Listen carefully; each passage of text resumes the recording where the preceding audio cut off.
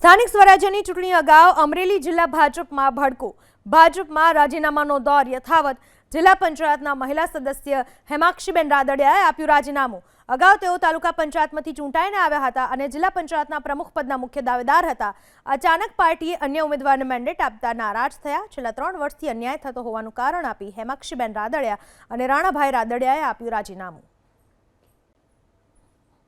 જ્યારે ચૂંટણી આવી ત્યારે ભાજપમાં જ બધે કામ કરેલું છે અને 2015માં જ્યારે પાટીદાર ઇફેક હતી ત્યારે હું પાર્ટીએ ટિકિટ મને આપી અને હું તાલુકા પંચાયતના વિરોધ પક્ષના નેતા તરીકે ચૂંટાઈને આવ્યો છું અને ત્યારે મેં તાલુકા પંચાયતમાં વિરોધ પક્ષના નેતા તરીકે કામ કર્યું છે. પાછું 2020માં અમને જિલ્લા પંચાયતની ટિકિટ આપી ત્યારે અમે જિલ્લા પંચાયતમાં જીતીને આવ્યા છીએ. ત્યાર પછી અમારી સાથે બહુ અન્યાય થયો છે.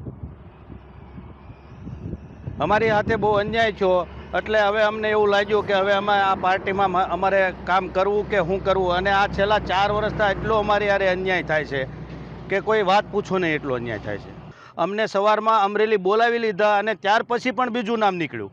એટલે આ કેટલોક અમારે અન્યાય સહન કરવો, એના હિસાબે અમે આ રાજીનામું આપ્યું છે.